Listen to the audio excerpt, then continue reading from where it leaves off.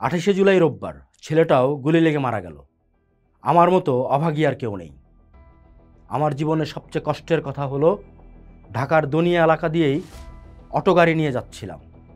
তখন স্থানীয় কয়েকজন আমাকে ডাক দেয় রাস্তার উপর পড়ে থাকা এক কিশোরকে হাসপাতালে নেওয়ার জন্য।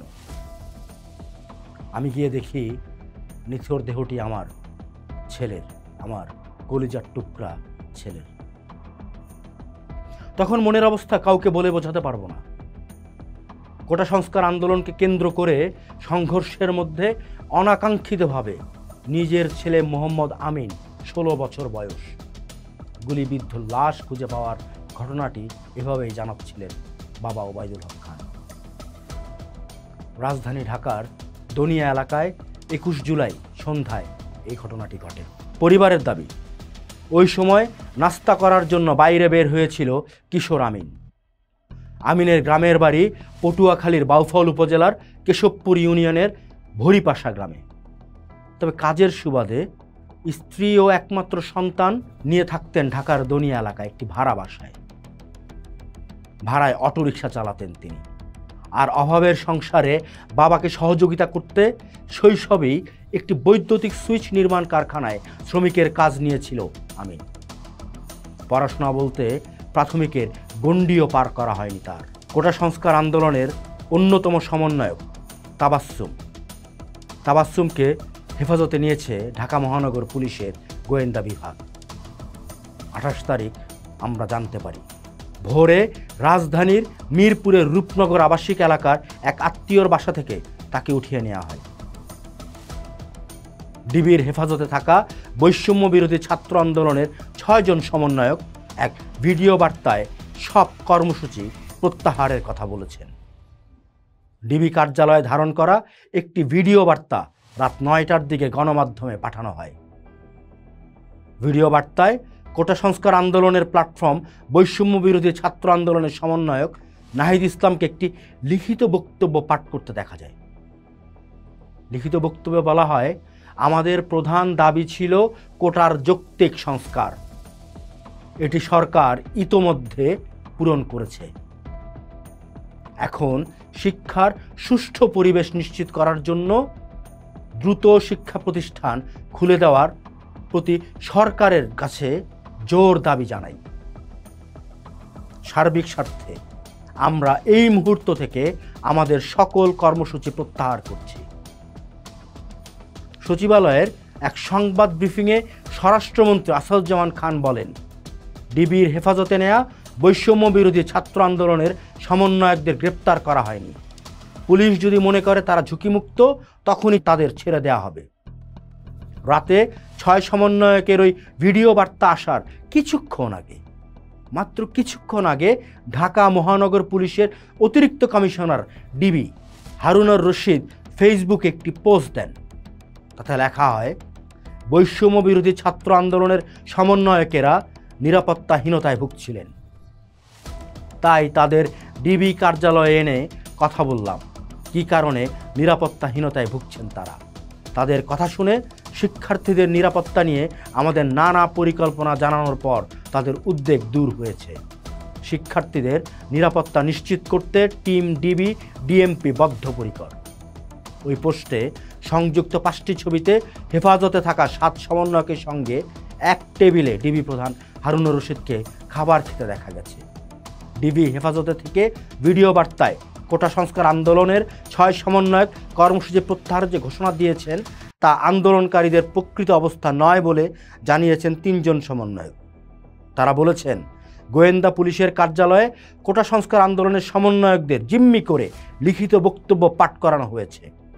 রাত 9টার দিকে নাহিদ ইসলাম সহ 6 সমন্বয়কের এই ভিডিও বার্তা আসার কয়েক ঘন্টার মধ্যে পৃথক বার্তায় এসব কথা বলেন এই আন্দোলনের 3 সমন্বয়ক মাহিন সরকার, আব্দুল কাদের, হান্নান মাসুদ। মাহিন বলেছেন, অস্ত্রের মুখে ডিবি অফিসে 6 সমন্বয়কের ভিডিও বিবৃতি নেওয়া হয়েছে। ডিবি অফিস কখনোই ছাত্রদের সম্মেলনের জায়গা নয়।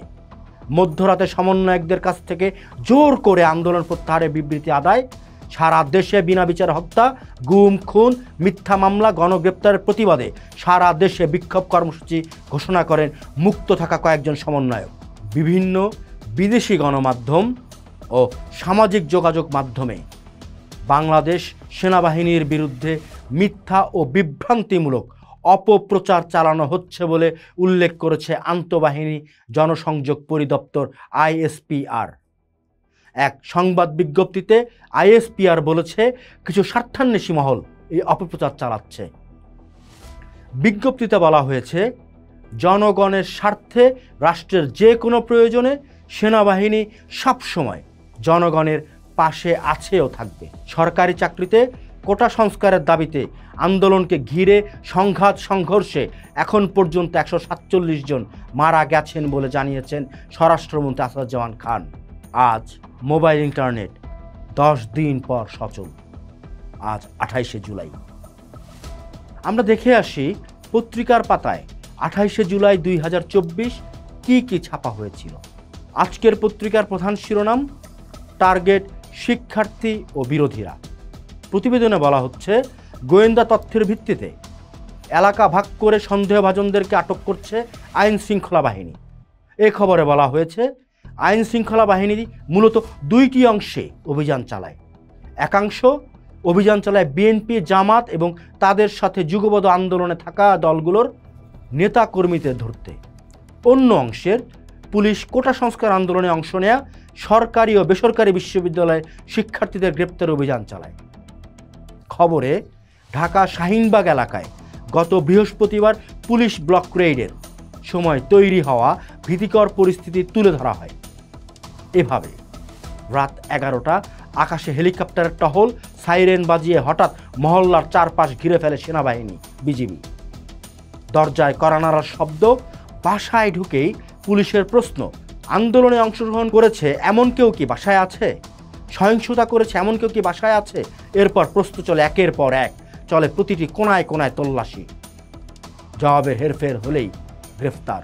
প্রথম আলোর প্রধান শিরোনাম, 11 দিনে গ্রেফতার 9000। শনিবার পর্যন্ত 11 দিনে মোট গ্রেফতারের সংখ্যা 9000 ছাড়িয়েছে। এখন পর্যন্ত গ্রেপ্তার করা ব্যক্তিদের একটি বড় অংশ বিএনপি, জামাত ইসলাম এবং দল দুটির অঙ্গ সহযোগী সংগঠনের নেতাকর্মী। পাশাপাশি বিএনপির সাথে যুগপৎ আন্দোলনে থাকা শীর্ষ নেতাদেরকেও গ্রেপ্তার করা হচ্ছে। নিউ এজের প্রধান শিরোনাম, supreme court guidelines largely ignored in wholesale arrest remand. গণহারে গ্রেফতার, রিমান্ড সুপ্রিম কোর্টের নির্দেশনা অনেকটাই উপেক্ষিত। আইনবিদদের মতে বর্তমান গ্রেফতার, আটক ও নাশকতার মামলায় রিমান্ড মঞ্জুর করার সময় আইন প্রয়োগকারী সংস্থার সদস্য এবং ম্যাজিস্ট্রেট উভয়ই আদালতের নির্দেশনা পুরোপুরি উপেক্ষা করেছে। ম্যাজিস্ট্রেটের নির্দেশনা লঙ্ঘন করা মানে আদালত অবমাননার শামিল। কালের কণ্ঠের প্রধান শিরোনাম, কোটা সংস্কার আন্দোলনে নিহতদের বেশিরভাগই শ্রমিক। প্রতিবেদনে বলা হচ্ছে, সরকারি চাকরিতে কোটা সংস্কার আন্দোলন ঘিরে সংঘাতে নিহত সবার সুনির্দিষ্ট পরিসংখ্যান এখনও জানা যায়নি। তবে গত কয়েকদিনে ঢাকার 3 হাসপাতালের মর্গে 109 জনের মরদেহের তথ্য পাওয়া গেছে।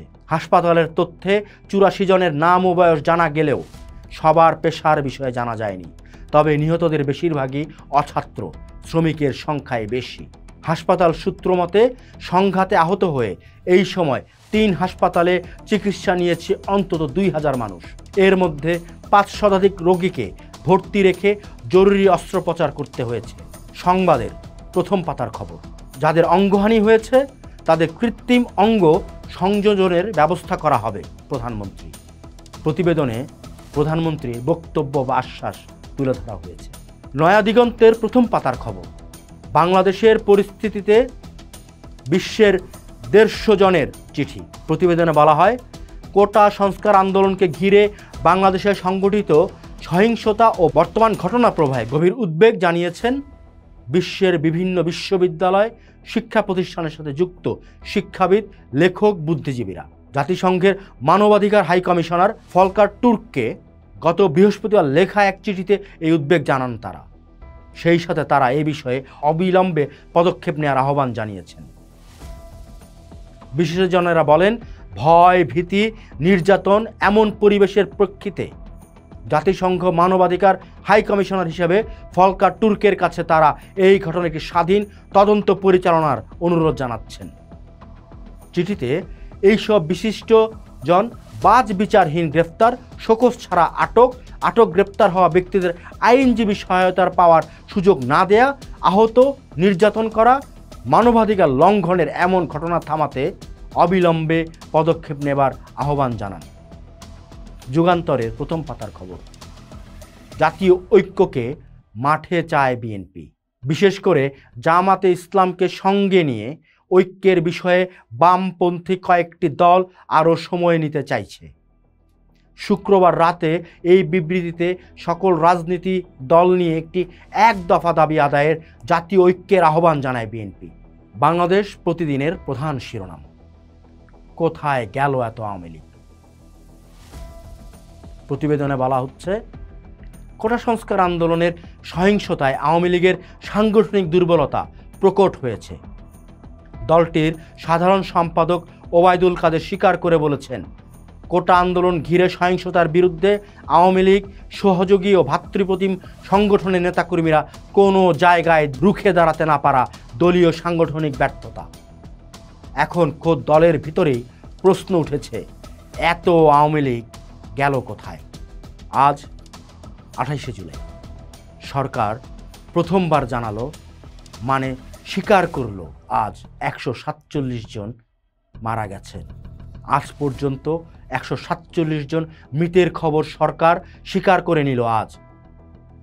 আজ সরকারের গোয়েন্দা সংস্থার নাটক দেখল দেশবাসী। কি আশ্চর্য, তাই না? সূর্য ডুবে আসে, অন্ধকার হয় আকাশ, আমরা তাকিয়ে থাকি, ভাবি মুক্তি আসন্ন হয়তো।